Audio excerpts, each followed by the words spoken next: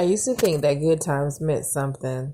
I used to think that those happy times outweigh the bad times that mean that you're still in a good relationship. Nowadays, I realize that with all the good times that you can have, it can be a moment or two in time that can be very tragic.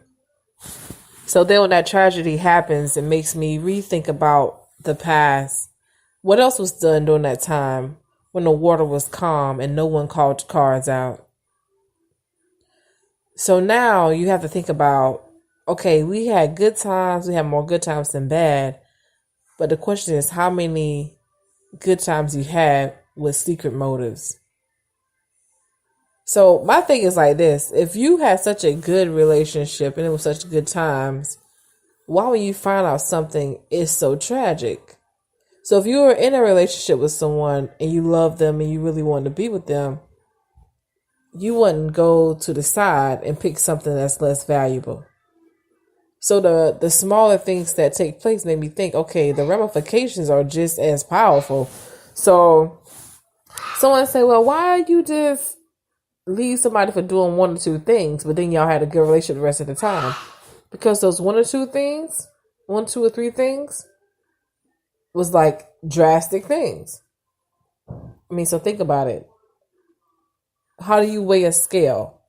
You cannot scale it with time, I believe. I believe that you have to scale it with the actions and corresponding actions on what goes on in those type of settings. So that's my take on the question that was asked about relationships and cheating and heartbreaks and stuff like that. That's just how I look at it. I don't really weigh it with a time stamp. Or you can be with somebody for 15 years, but only have one good year. Or they could have been faithful for 3 years out of the 10. So we're going to say that, oh, it was just the perfect type of marriage or the perfect type of situation. No.